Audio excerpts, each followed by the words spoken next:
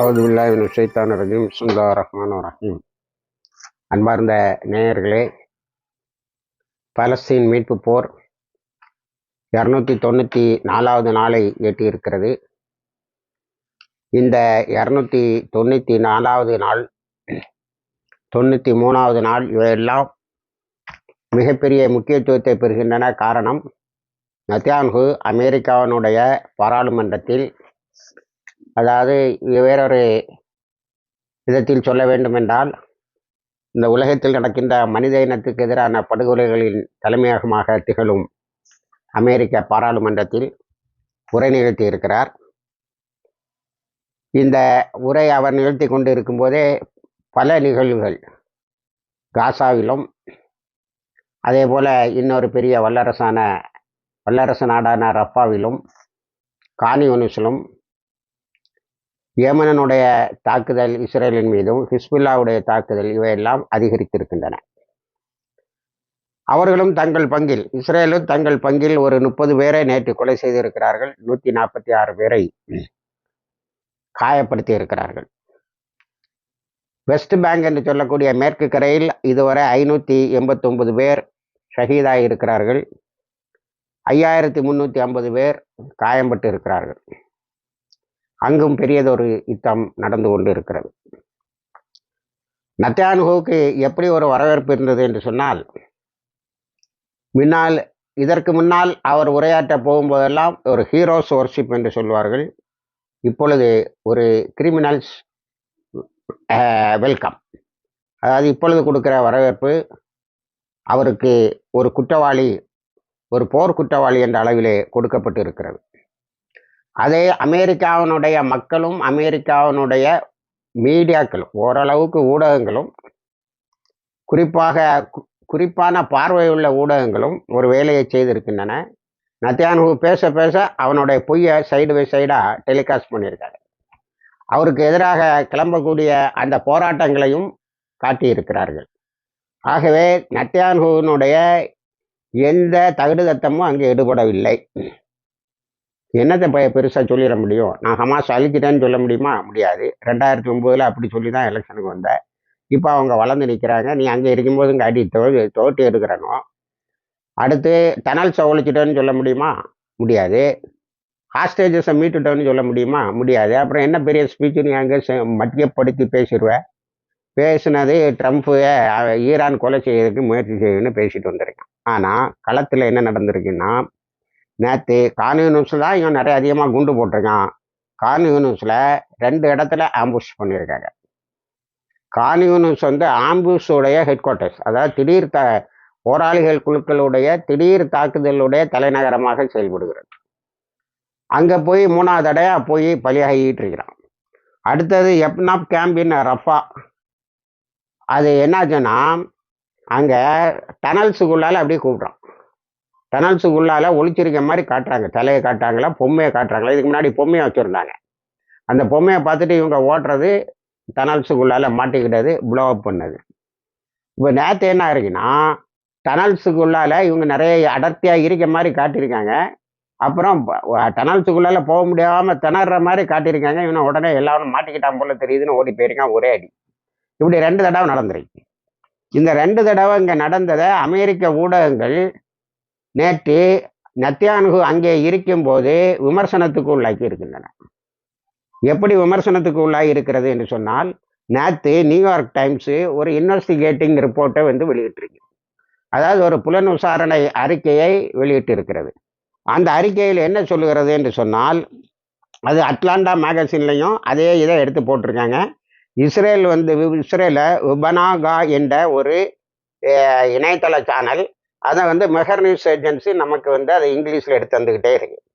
அதில் என்ன போட்டிருக்காங்கன்னா, America March மாதம் மட்டும் 20,000 கைடட் பாம்ஸ்னு ஒரு வெரைட்டி, 30,000 அன்கைடட் பாம்ஸு, இதையெல்லாம் ரகசியமாகவே சப்ளை பண்ணியிருக்கு. இது எந்த அமெரிக்க எந்த கணக்கிலும் வராமல் கொடுத்தது அமெரிக்காவினுடைய டிஃபென்ஸ் ரிசர்ச் இன்ஸ்டிடியூட் மட்டும்தான் தெரியும்னு எடுத்து சொல்லியிருக்கு.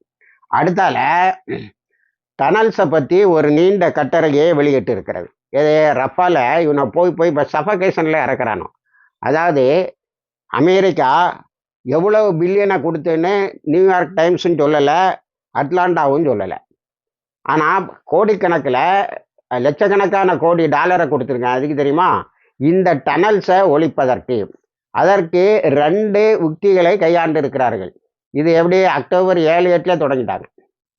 அக்டோபர் 7, 8 தொடங்கி இந்த டனல்ஸில் ஒன்று தண்ணியை கொண்டு போகிறது, உள்ளே கொண்டு போய் டனல்ஸ் எல்லாம் ஃப்ளட் பண்ணுறது, அதாவது வெள்ளப்பெருக்கு எடுக்க வச்சு மூச்சு திணற வைக்கிறது கீழே இருக்கிறவங்கள. இன்னொன்று கேஸை உள்ள நிறைய பம்ப் பண்ணி விட்டுறது, அதனால் மூச்சு திணறி இறப்பார்கள். இப்படி 2 பிளானை அப்ரூவ் பண்ணி அதை 2ஐயும் செயல் பண்ணணும்னு சொல்லியிருக்காங்க. ஒன்று ஃப்ளட்டிங் வித் வாட்டர், இன்னொன்று ஃப்ளட்டிங் வித் கேஸை கொண்டு அதை நிரப்புவது. இந்த 2ம் இந்த நத்தியானு அங்கே இருக்கும்போது டனல்ஸை ஒழிச்சிட்டோம்னே சொல்லிக்கிட்டு இருக்கான். அப்போ அங்கே என்ன நடக்குதுன்னு சொல்கிறாங்க. ரஃபால எப்படி இறக்குறாங்க இப்போங்கிறதையும் காட்டுறதுக்கு தான் இந்த ரெண்டு இதே ரகசியமாக புலன் விசாரணையாக வெளியிட்டு இருக்கிறாரு. அதில் என்ன சொல்லாங்கன்னா, முத்தாய்ப்பா ஃப்ளட்டிங் தோற்று போச்சு, தண்ணி அடிக்கிறதுங்கிறதும் தோற்று போச்சு. இப்போ கேஸை இது பண்ணுறத அவங்க ரிவர்ஸ் பண்ணி எதிரிகளை, அதாவது இஸ்ரேலிய இராணுவத்தை அழிப்பதற்கு பயன்படுத்துகிறார்கள். அதை சொல்லிட்டு நியூயார்க் டைம்ஸ் என்ன சொல்லுதுன்னா, எதை காட்டுகிறது என்று சொன்னால், டனல்ஸுக்கு எப்படியெல்லாம், அதாவது சுரங்கப்பாதைகளுக்கு நிலத்துக்கு கீழே இருக்கக்கூடிய தங்களுடைய 500 கிலோமீட்டருக்கு போட்டு வச்சிருக்காங்க 5 அடுக்கில் 6 அடுக்கில், அதுக்கு என்னென்னலாம் ஆபத்து வரும்னு முன்கூட்டியே திட்டமிட்டு, யார் போராளிகளுக்குள்ள முன்கூட்டியே எதிர்பார்த்து அதை எப்படி நாம் சரி செய்வது என்பதையும் அவர்கள் திட்டமிட்டு வைத்திருந்திருக்கிறார்கள். அதனால தான் நம்ம புதிய திட்டம்னு போய் மத்திய தரை கடல்ல இருக்கக்கூடிய தண்ணியெல்லாம் உள்ள கொண்டு போயிட்டா டனல்ஸ் அழிச்சிடலாம்னு நினைச்சதும் முட்டாள்தனம். அடுத்தது இப்போ கேஸ் டாக்டிக்ஸும் நமக்கு பெரிய ஃபெயிலியரு. இந்த 2 மிகப்பெரிய ஃபெயிலியரில் நிறைய இஸ்ரேலிய இராணுவத்தினர் அழிந்து விட்டார்கள் என்பதை அந்த பத்திரிகைகள் வெளியிடுகின்றன. அதை நேற்று இஸ்ரேலிய ஊடகங்களும் எல்லாமே போட்டு வச்சிருக்கு. அப்போ இதில் அவங்க இந்த தண்ணி அங்கே கெட்டாமல், தண்ணி வெள்ளப்பெருக்கு எடுத்து சுரங்கப்பாதைகளை அடைச்சிடாமல் இருந்ததுக்கு என்ன பயன்படுத்தினாங்கிறத இதை அவங்க சொல்ல முடியலை. அது நியூயார்க் டைம்ஸ் என்ன சொல்லுன்னா, இஸ்ரேலிய இராணுவத்தால் தோற்று போனது மட்டுமில்ல, சுரங்கப்பாதை விஷயங்களில் அது என்ன மெக்கானிசத்தை பயன்படுத்துகிறாங்க, என்ன மெஷினை பயன்படுத்தினாங்கன்னு அதுக்கு பேரை சொல்லக்கூட அவங்களுக்கு தெரியல. அங்கே பொதுவான என்ன சொல்கிறாங்கன்னா, அதாவது Hamas have placed equipments related to extracting water from tunnels inside. Hamas உள்ளே இருந்து தண்ணியை எப்படி வெளியேற்றுவது என்பதற்கான மெஷின்களை, அதாவது கருவிகளை ஏற்கனவே பொருத்தி இருந்திருக்கிறார்கள். அந்த கருவிக்கு என்ன பேருன்னு சொல்ல தெரியல, இவ்வளோதான் இவன் அறியும். இப்போ போய் கேஸை பம்ப் பண்ணால் 500 கிலோமீட்டர் கேஸ் ஒன்றாட்ட எங்கடா இருக்குது, இவர்கிட்ட இஸ்ரேலில் எரிச்சு விட்டானுவோம், கேஸ் இல்லைன்னா பார்த்து எரிக்கிறானுவோம். அப்போ இந்த கேஸை ரிவர்ஸ் பண்ணுறதை தெரிஞ்சு வச்சுருக்கான். அப்போ இன்னும் இவர்களுடைய அதி நுட்பமான மூளையில் என்னமெல்லாம் உதிச்சு வரும், நம்மளுடைய மிகப்பெரிய பலமாகிய சுரங்கப்பாதைகளை அழிப்பதற்கு என்பதை தெரிந்திருக்கிறார்கள். இப்போ 2 எண்ணம் தான் வெளிப்பட்டிருக்கு. ஒன்று தண்ணி அடிக்கிறது, இன்னொன்று கேஸை உள்ள செலுத்துறது. 2ஐயும் இவனுக்கு எதிராக மாற்ற முடியும்னு காட்டிட்டாங்க. 3வது என்ன வச்சிருக்கான்னு தெரியல. இந்த இஸ்ரேலிய இராணுவமும் அமெரிக்காவினுடைய ரொம்ப கூர்மையான புத்தியும் சேர்ந்து 3வதாக அந்த டனல்ஸை ஒழிக்கிறதுக்கு என்ன வச்சிருக்கான்னு தெரியல. அது உள்ள போனாதான் அப்புறம் ஹமாஸ் அதை எப்படி எதிர்கொண்டாங்கன்னு சொல்ல தெரியும். ஆக இந்த மாதிரி இந்த டனல்ஸில் பெரிய ஃபெயிலியரு. அதை நியூயார்க் டைம்ஸும் அட்லாண்டாவும் என்ன சொல்லுதுன்னா, இஸ்ரேலுடைய தோல்வின்னு சொல்வதை விட ஹமாஸுடைய மிகப்பெரிய வெற்றின்னு சொல்கிறாரு. ஏன்னா இவனுக்கு மூஞ்சில் அடித்த மாதிரி அங்கே சொல்லணும். நேற்று பத்திரிகை எதையுமே அவன் அமெரிக்காவில் பிரித்து கூட பார்த்துருக்க முடியாது. ஏன்னா அந்த அளவுக்கு கேவலமாக எழுதியிருக்கிறார்கள். 10,000 பேர் இவன் பேசும்போது நாடாளுமன்றத்துக்கு வெளியில் நேற்று குழுமி இருந்து இருக்கிறார்கள். அதில் என்னன்னா, நத்தியானுவுக்கு சிலையை வச்சு அதில் அமெரிக்க கொடியை போட்டிருக்காங்க. சிலையை எரிக்கும் போது அமெரிக்காவின கொடியே எரிச்சு போட்டோம்.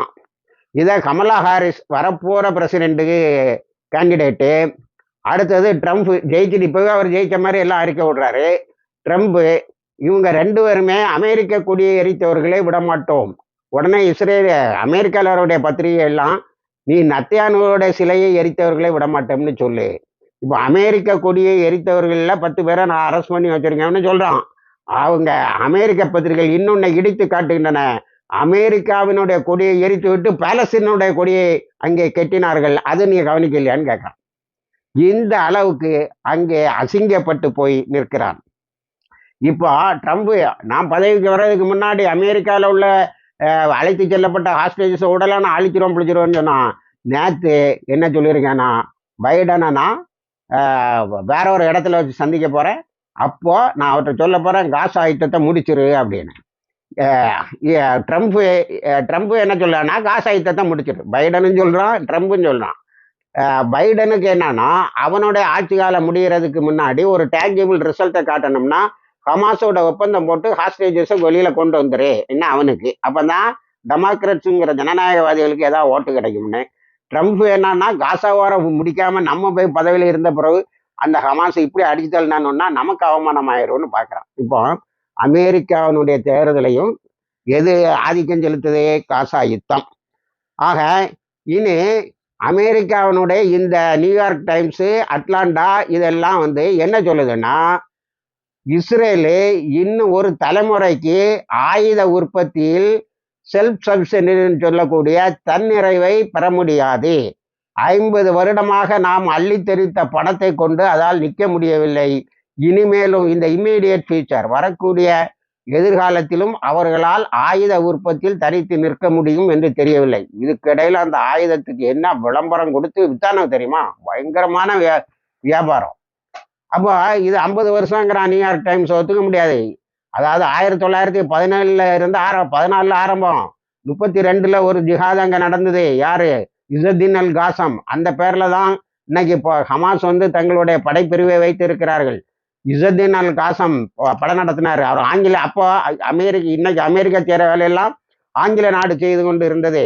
நீ அந்த அன்றையிலிருந்தே ஐரோப்பிய நாடுகள் இன்று உதவி செய்து கொண்டு இருக்கின்றன. இப்போ கூட கமலா ஹாரிஸ் சொல்லியிருக்கா, இஸ்ரேலை பாதுகாப்பது எங்களுடைய தலையாய கடமைன்னு. அப்போ அன்னையில இருந்து நீ கொடுக்குற 100 ஆண்டுகளாக நீ வளர்த்து வந்த அது 48க்கு பிறகு தனி ஸ்டேட்டு பாலஸ்தீனை 2ஆ உடச்சி கொடுத்தது. இதுக்கு பிறகு நீ அள்ளி கொட்டின பணம் $3.8 பில்லியன் டாலர்ஸ், 3800 லட்சம் கோடிகளை வருடந்தோறும் கொடுத்தோம். அதனால தன்னிறைவை பெற முடியல. இனிமே இஸ்ரேலிய இராணுவ ஆயுதம்னு சொன்னா பிள்ளைகளுக்கு விளையாட கொடுக்கலாம், விளையாட்டு பொருளாக கொடுக்கலாம். இப்படி ஆகியிருக்கிறது என்று நேற்று அமெரிக்க பத்திரிகைகள் போட்டு கிளிகளையும் கிழிச்சிருக்கு. அடுத்தது வெஸ்ட் பேங்க். இதுவும் உங்களுக்கு என்னன்னா, நீங்க எப்படி எடுத்துக்கணும்னா, காசால நடக்கிற மாதிரி அங்கேயே 5350 பேர் காயம்பட்டு இருக்கிறார்கள். 589 பேரை கொலை செய்திருக்கான். நேற்று வெஸ்ட் பேங்க் மேற்கு கரையில் நடந்த மிகப்பெரிய இன்சிடென்ட் என்னன்னா, நான் உங்களுக்கு நேற்று வீடியோலையும் சொன்னேன். ஒரு பையன் ஒரு முஜாஹிது 21 ஏப்ரல்ல இவங்களை எதிர்த்து ஒரு பெரிய அதிரடியை கொடுத்து ஷஹீதாயிருக்கான். அவன் வீட்டை உடைக்கிறதுக்கு நேற்று 150 இராணுவத்தினரை விட்டு சுற்றி பெரிய வேலையெல்லாம் செய்திருக்கான். அவன் வீட்டை இடிச்சிருக்காங்க.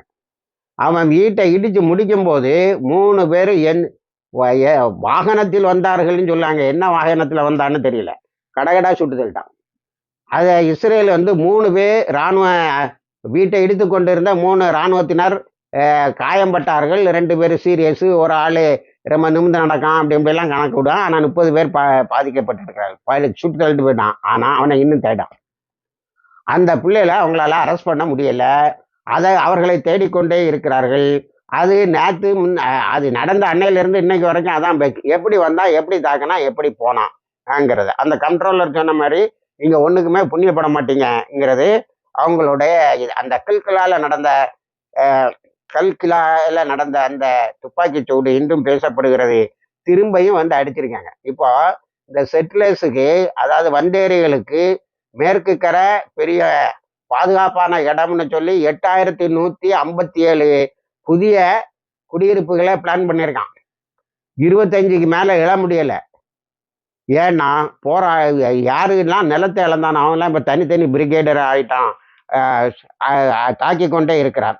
அதேபோல வெஸ்ட் பேங்கில் கைது செய்யப்பட்ட முஸ்தபா அலி அல் ஆரா என்பவரை சிறையில் வைத்தே அவர் ஷஹீதாகிவிட்டார். அவரை வந்து டார்ச்சர் பண்ணி கொலை செய்ததாக போராளிகள் குழுக்கள் அறிக்கை விட்டு இருக்கிறன. அதுக்கு நாங்கள் பழி வாங்குவோம் என்று சொல்லி இருக்கிறார்கள்.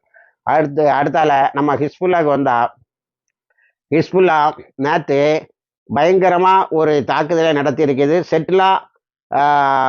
செட்டில்மெண்ட்டுங்கிற ஒரு தளத்தை தாக்கியதில், ஒரு குடியிருப்பை தாக்கியதில் தீ எரிஞ்சுக்கிட்டே இருக்கு. இந்த நாள் நைட்டு தாக்கியிருக்காங்க. இஸ்ரேலு லெபனானை தாக்கிருக்கு. லெபனான்ல இருந்து உடனே ரிட்டாலியேஷன், இந்த இடம் எரிஞ்சுக்கிட்டே இருக்கு. அப்போ என்ன, எப்படி எரிஞ்சுக்கிட்டே இருக்கு? 3 நாளாக நாங்கள் எல்லா ஃபயர் பிரிகேட்ஸும் அங்கே தான் இருக்கிறாங்க, எல்லா தீயணைப்பு படையும் அங்கே தான் இருந்து தீ அணைக்கிறார்கள், முடியவில்லை என்று இஸ்ரேல் இராணுவம் அறிக்கை விட்டு இருக்கிறது. நம்ம முன்னாடி எல்லாம் இந்த தீயெல்லாம் மர்மமாக எரிஞ்சிட்டு இருக்குன்னு நினைச்சோம். இப்போதான் ஒரு 20-25 நாட்களுக்கு முன்னாடி இருந்துதான் நமக்கு தெரியும் இதெல்லாம் gas pipe line, gas extract பண்ணி அவர் எக்ஸ்போன்ற இடம். இப்போ டனல்ஸுக்கு, ஹமாஸ் வெட்டின டனல்ஸுக்கும் கேஸை தான் கொண்டு போயிருக்கான். அங்கே தான் பெரிய தோல்வி. அப்போ எவ்வளவு கேஸ் அவனுக்கு இந்த ஆக்குப்பைடு லேண்டில் இருந்து. இப்போ ஐக்கிய நாடுகள் சபையின் ICJ, international court of justice அறிவித்திருக்கிற இந்த ஆக்கிரமிக்கப்பட்ட பகுதியிலிருந்து எவ்வளவு இயற்கை வளங்களை எடுத்து அவர்கள் கொளுத்து கிடந்திருக்கிறார்கள் என்பது தெரிகிறது. இந்த சுற்றுலா செட்டில்மெண்ட்ல எரிஞ்சுக்கிட்டே இருக்குது. 6 இண்டஸ்ட்ரியல் எஸ்டேட்டும் சாம்பலாக இருக்கு. அப்போ அந்த 6 இண்டஸ்ட்ரியல் எஸ்டேட்லேயே இருந்த பவர் டேங்க் எல்லாம் அடிச்சிருக்காங்க. அடுத்தது பெட்டாலியன் 41 நெவாக் சிவி இந்த இடம். ஏன்னா இது இஸ்ரேல் வந்து லெபனானில் உள்ள ஒரு கிராமத்தை தாக்கினோன்னா திரும்ப தாக்கினது. அதில் நபிகா சிவ் என்ற ஒரு இடத்தை தாக்கி இருக்கிறார்கள். அதில் 41வது பட்டாலியன், 288வது ஃபயர் பிரிகேட்ஸ், இந்த 2 ஹெட் குவார்ட்டர்ஸும் இருந்திருக்கு. அதில் நிறைய தீயணைப்பு படையினரும் சாதாரண படையினரும் இருந்திருக்கிறார்கள். அவர்கள் அத்தனை பேரையும் அது அளித்திருக்கிறது. அதுக்கு பிறகு ஒரு நல்ல இது நடந்திருக்கு. என்னன்னா, இஸ்ரேலிய இராணுவம் விமானப்படை மூலம் தாக்குதலை நடத்தியிருக்கிறது. அந்த விமானப்படை தாக்குதல்களை லெபனானுடைய ட்ரோன்ஸும் மிசில்ஸும் துரத்திருக்கு. வானத்தில் சண்டை, அது எரிஞ்சு கீழே விழுந்தையில் நார்தன் இஸ்ரேல், வடக்கு இஸ்ரேல் சில பகுதிகள் எரியப்பட்டு இருக்கிறது. சிலதை வந்து லெபனான் அனுப்பின மிசைலில் சிலதை நாங்கள் இன்டர்செப்ட் பண்ணோம், சிலதை நாங்கள் வந்து தடுக்கும் போது அங்கே மோதல் ஏற்பட்டு கீழே விழுந்து. ஆனால் நாங்கள் அனுப்பிய விமானங்கள் பலவற்றை அவர்கள் தாக்கி திருப்பி அனுப்பி விட்டார்கள். சேஸ்டவே அப்படிங்கிற வார்த்தையை இஸ்ரேலிய ஊடகங்களை பயன்படுத்துகிறது. அதை ஹிஸ்புல்லாவும் சொல்லி இருக்கிறது. ஆக இப்போ நாஸ்ட்ரடாமஸ் சொன்ன மாதிரி இஸ்லாத்துக்கு எதிராக ஒரு சண்டை நடக்கும். அது 1000 வருஷம் முஸ்லீம்களை இவர்கள் கொடுமைப்படுத்தினதுக்கு எதிராக நடக்கும். அது வானத்தில் நடக்கும்னு சொன்னால் அது நேற்று லெபனானை பொறுத்த வரைக்கும் உண்மையாகியிருக்கிறது என்றே தெரிகிறது. ஆக ஹிஸ்புல்லா தன்னுடைய தாக்குதலை இன்னும் அதிகமான வீரியத்தோடு செய்திருக்கிறது. இப்போ நம்ம இஸ்ரேல் வந்து ஃபார்மலாக ஒரு யுத்தத்தை அறிவிக்கலைன்னு நினைக்கிறோம். எனக்கு தெரிஞ்சு அது யுத்தத்தை அறிவித்து விட்டது என்றே தெரிகிறது. அடுத்தது ஹவுத்திஸோட ஹுடைடா ஏர்போர்ட்டை தாக்கி அழிச்சாங்க. அவங்க எவ்வளோ குயிக்காக அதை திரும்ப கொண்டு வந்துட்டாங்கன்னா, ஹுடைடா ஏர்போர்ட்டை திரும்ப அந்த துறைமுகத்தை திரும்ப வேலை செய்கிற அளவு கொண்டு வந்துட்டாங்க. 50% இயங்குகிறது. அதனால் வந்த சேதாரங்கள் நிறுத்தப்பட்டு விட்டன என்று அறிக்கை விட்டு இருக்கிறார்கள். இதைத்தான் சவுதியும் மற்ற நாடுகளும் நாங்கள் உனக்கு ரிப்பேர் பண்ணி தரோம், நீ இஸ்ரேலை தாக்காதன்னு சொல்லிட்டு இருந்தாங்க. அவன் முடியாது, காசால நீங்கள் உங்கள் அட்டூழியத்தை நிறுத்தாத வரைக்கும், இஸ்ரேல் அட்டூழியத்தை நிறுத்தாத வரைக்கும் நான் தாக்குதலை தொடர்வேன்னு சொல்லிட்டுது.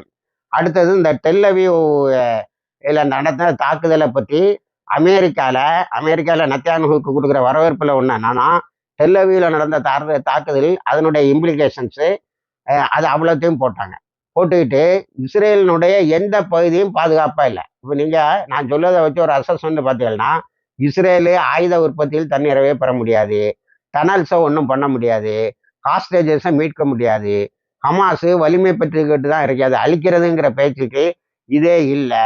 அடுத்தால ஹவுத்தீஸு டெல் அவீவை தாக்கினது பற்றியெல்லாம் அந்த எஃப்ஆ ட்ரோன்ஸுக்கு தான் ரொம்ப பயப்படுறாங்க. அதே மாதிரி 2000 to 3000 எண்ணம் வச்சுருக்கேன் நான்.